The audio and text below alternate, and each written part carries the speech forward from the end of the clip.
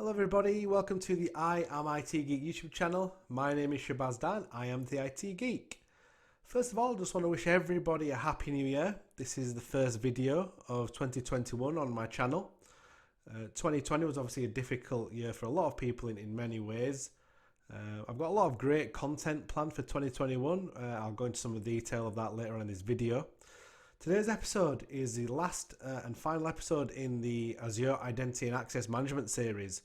And we're going to be focusing on Azure AD Domain Services in this final video. Before I jump into this video and this content, I just want to go a quick overview of last week's episode, which was the part 2 of the Azure Hybrid AD video. And in that video, I did a demo of Azure AD Connect. I went through the installation of it and configured some different scenarios. I configured the password authentication, I configured password hash, and also took a look at some of the requirements around ADFS. I wasn't able to go into too much detail around that area just because I didn't have an ADFS set up. If anybody wants to see that, obviously please let me know and I can get that set up and do some further content around that. So as I mentioned earlier, this week's episode, which is number 6 and the final one in the series, I'm going to cover Azure AD Domain Services and some of the topics that I'm going to be looking at. So I will explain what Azure AD Domain Services is and when it can be used. I'll then explain how it works using like a diagram, because as you've probably noticed from my previous episodes, I like my diagrams. We'll then look at some of the features and benefits of Azure AD Domain Services. And finally, I will round the video off by going into the Azure portal and doing a demo configuration of Azure AD Domain Services. So what is Azure AD Domain Services? So it provides a managed domain services such as domain join, group policy, LDAP or lightweight directory access protocol, and Kerberos and NTLM authentication. So you can use these domain services with ADDS without the need to deploy, manage, and patch a domain controller in the cloud. So it's essentially a domain controller as a service. An Azure ADDS managed domain lets you run legacy applications in the cloud that you can't use modern authentication methods with, or where you don't want directory lookups to always go back to your on-premises Active Directory servers. You can lift and shift those legacy applications from your on-premises environment into a managed domain without needing to manage the ADDS environment in the cloud. So it's a handy service, an alternative for your legacy applications. Azure AD Domain Services integrates with your existing Azure AD tenant.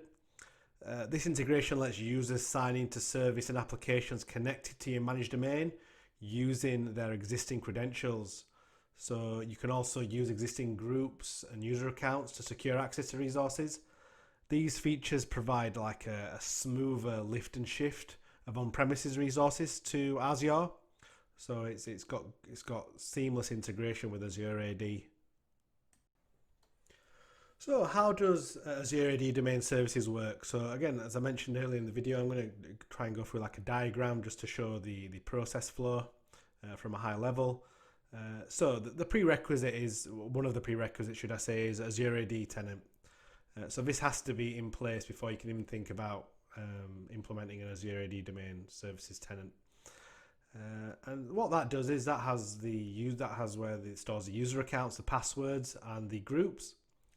And then you've got your managed domain. So this is the Azure AD Domain Services tenant. As you can see in the top there, that's your Azure AD Domain Services tenant, and that sits within a virtual network, sort of VNet, which sits in your Azure tenant. So that's another prerequisite, and that has to be in place before you can implement an Azure AD Domain Services tenant.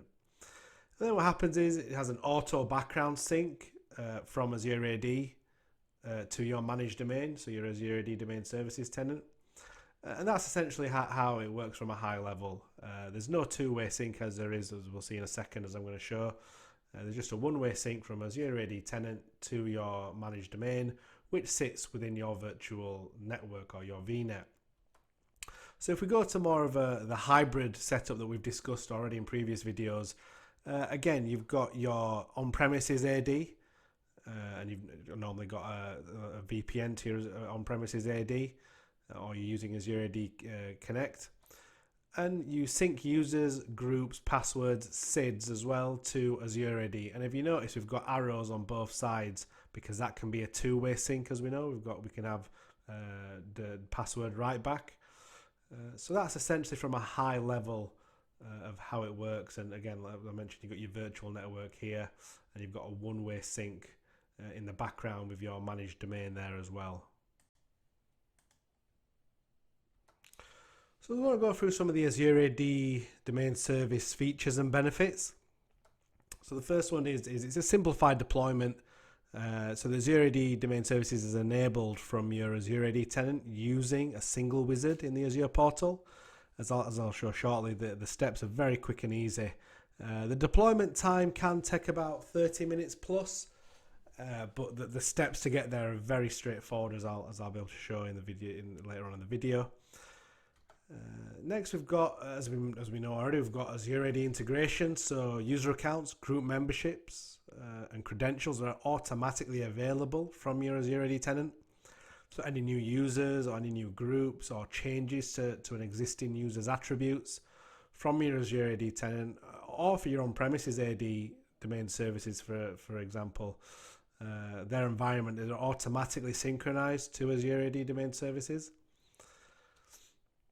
So you utilize your corporate credentials. So passwords for users in Azure AD DS are the same as in your Azure AD tenant. And that's why we have that sync. So users can use their corporate credentials to domain join machines, sign in interactively or over remote desktop, and authenticate against the managed domain. So as I mentioned, any legacy apps that you migrate, you can sign into those as well. So with support for NTLM and Kerberos authentication, you can deploy applications, which I mentioned earlier, that rely on Windows integrated authentication. So this is great for your legacy applications, as I said, that you want to migrate across. It's got that high availability. So I mentioned that you place your Azure AD Domain Services within a VNet in Azure. And it gives it two IP addresses and therefore two separate DNS instances. So Azure AD Domain Services includes multiple domain controllers which provide that high availability for your managed domain. This high availability guarantees service uptime and resilience to failures, which not a lot of people necessarily have that on premises. And if you want to have virtual domain controllers in Azure as VMs, then that's just going to be more of a cost. So it builds all that into the Azure AD Domain Services features. So what we're going to do now is jump into the Azure AD Domain Services demo. So I'll jump into the portal and we'll get started on the demo. So here we are in the Azure portal, portal.azure.com. I'm in my IAM IT Geek tenant, where I have my existing Azure AD tenant, which I'll just quickly show, just to give you an idea of the prerequisites. So just go down to Azure Active Directory, and here you can see I've got my existing domain here, my tenant. And what we want to do is, I'm just going to quickly check to show you again the virtual network as well. I've got an existing virtual network, IT Geek VNet 01. And again, this is important because this is the network that our domain controllers are going to have, our kind of service, domain controllers of service going to sit on. So the address space it's a /16 for my VNet, and I have a subnet within there, which is a /24. So it's 10.0.0.0/24. So our domain controllers or DNS IP addresses that we get will sit within that, which I'll show as we go along. So the first thing we need to do is we want to create a resource. So here I'm just going to type in domain services, Azure AD Domain Services. There we go. And that'll give me take me to the service that I want to create. So we start off by just clicking create. And if you've provisioned these sort of services before in Azure, it's very similar to other ones that so you've got like a VM, you put your subscription, the resource group, which we've got existing obviously because we've got a network, the DNS domain. So we're going to use our iamitgeek.com domain that we have in Azure AD. The region, it wants to be UK South.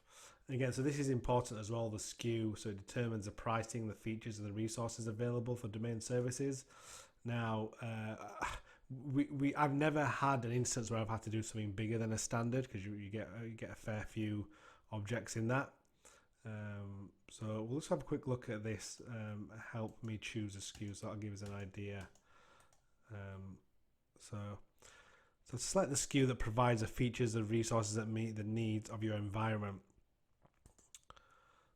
So try and find an idea of type of SKU. So here we go. So if you look at the standard, you've got all the different features here, the cost there as well.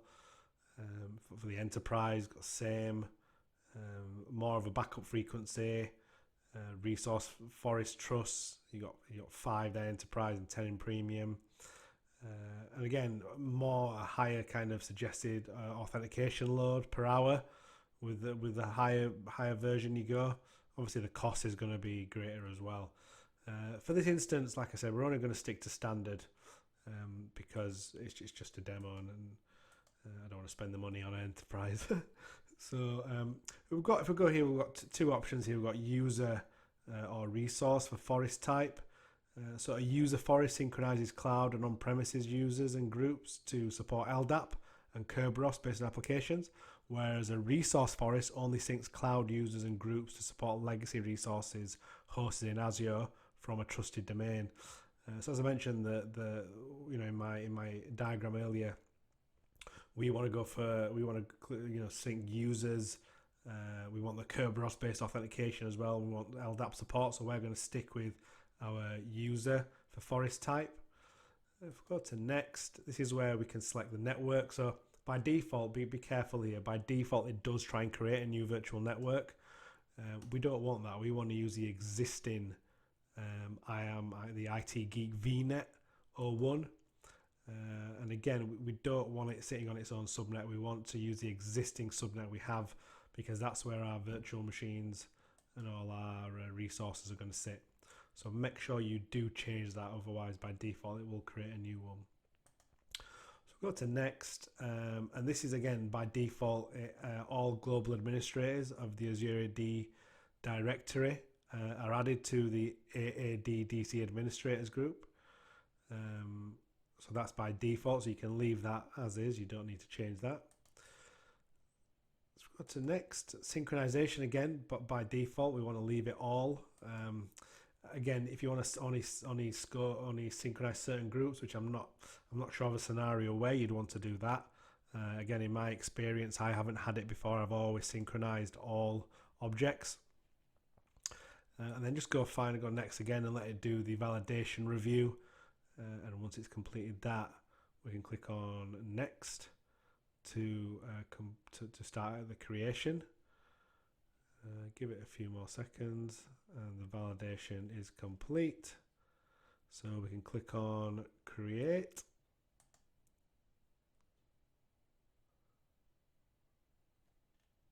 Click on create, and there we get a little warning just to say, you should know the following choices are final and won't be able to get changed after creation.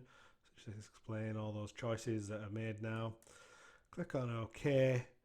And that, as you can see, got some notifications, that is creating now. So what I'll do is I'll leave this and I'll come back to it once it's complete, and we'll take a look at the finish time. So you can look at the start time there is 10:38 and 3 seconds PM. We'll see how long it takes. As you can see, it's all doing that, and we'll come back to it. So now that deployment is complete, as I mentioned that the start time was 10:38 PM. The time is actually now 11:21, so 40 minutes that deployment has taken. And I did mention that even though the steps to get to the deployment are fairly quick and easy, it's the actual deployment time itself while it's provisioning that takes quite a long time, so anything between 30 minutes and an hour in my experience. So this time it was 40 minutes. So I just want to do a quick overview of what we've deployed now. So just go to resources. It's going to take us to the Azure AD Domain Services instance, and it's still being provisioned, as you can see. So it can take a while. It's still deploying, but while I just wanted to go through some of the available settings here. And we've got the activity log, the properties of it, which gives you an idea of. At the moment, it's only been provisioned one IP address within my subnet. It will have a second, which will be .5, and you've got the secure LDAP settings there. You can disable or enable that. We've got some information around synchronizing here, and again, as you might remember, we did all groups rather than scoping it. Then we've got some health and notification settings here, which is very early doors yet. It's only just been provisioned, so we have very little options. But what I'll do is I'll cut again, give it some more time, and once this is fully provisioned, I'll just go through some of the DNS settings and show how we can quickly set those up. So here we are back now, and the deployment provisioning is now fully complete, because as you can see here, it shows us running, whereas before it was showing us deploying. And the time now is actually 23:55, so it's 11:55. So from starting the deployment to now being able to go through and see all the health and all the additional settings, it took over an hour. So again, just reiterating what I said earlier, that it can take a bit of time provisioning, so just be wary of that. So as you can see, we can click on this and view the health of it. It shows us when it last synchronized and if there's any alerts. And then we can also change the SKU if you wanted to either enterprise or premium. And these are just some additional steps around to enable Azure AD Domain Services password hash synchronization. So essentially what this gives you instructions for your users, what they need to follow. And what users need to do is actually change their Azure AD password. And once they change their password, that will then update from a password hash to the Kerberos and the NTLM sort of stored password that you need for domain services, and then those users will be able to start using those additional services and log into VMs that are joined to this domain. So I want to quickly go to properties. If you remember earlier, we only saw one IP address here, and this is the additional IP addresses here. So these are the two, basically our DNS servers for our domain, our managed domain now. So one thing we do actually need to do, if I just go back to home, and this should actually already be in place. If we just click on our virtual networks here, and there should be a DNS option, DNS servers. What we want to make sure is that our DNS servers here point to the Azure AD Domain Services, because any sort of applications or any virtual machines or resources that we provision within this VNet need to point to those for their DNS. So we'll go to custom there and we'll add those in. So 10.0.0.4 and then 10.0.0.5, and then we'll save that. And now if we were to add a virtual machine in this VNet, we could join it to the domain, the IAM-ITgeek.com domain, and it would automatically find it because it knows what the DNS servers are. So let's go back to the Azure AD Domain Services. So make sure you do set your VNet to the correct IP addresses for DNS, and that way you can make sure all your services that you provision within that VNet, like your virtual machines, etc., they will all pick up the domain correctly. So that was the demo of Azure AD Domain Services and how you configure it, and some of the settings you can configure after the deployment as well. And in total, it took just about over an hour for the configuration and the full provisioning of Azure AD Domain Services. So fairly quick, but just something to keep in mind when you are planning your provisioning and your configuration. So I just want to quickly do a summary, and that is the end of the episode now. So just wanted to recap what we'd looked at. And we had a look at what Azure AD Domain Services was, and I explained an overview of it. I then explained how it works. If you remember, I did the diagram where I discussed the different sort of sync and the one-way sync from Azure AD tenant to Azure AD Domain Services, the managed domain, and also the AD Domain Services on premises and how that sync works. I then discussed some of the features and the benefits of it around, the domain join, NTLM, Kerberos, and being able to use legacy applications and making the migration of those to the cloud more streamlined and seamless.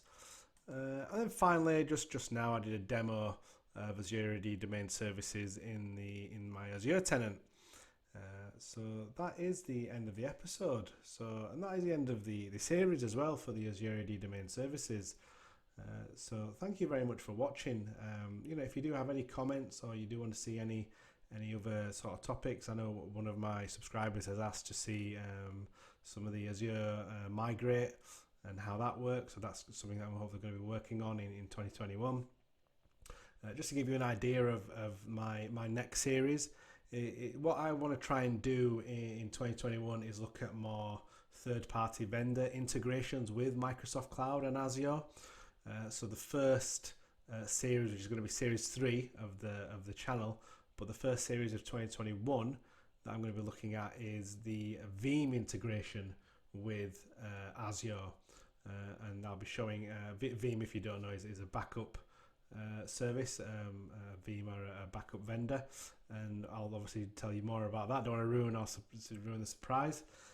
But just so you know as well, I'm introducing a new element to my channel, which is going to be more sort of interview kind of focused and having a guest on my channel. So every month I will have a guest. I'm not going to ruin the surprise who the guest is for January, but it's an amazing guest who's very, very big on Veeam. So I'll have a guest in January and every month, but they'll be based around the specific topic of that series. So as I said, this series is going to be around Veeam in my next series. So I'm going to have my guest is going to be based around that as well. So that'll be around middle towards the end of the month. That video will drop hopefully. So thank you very much for watching. If you haven't already, please do subscribe. Give my videos a like. Drop me a comment. I try to reply to everybody I can. Until next time, everybody. Thank you and goodbye.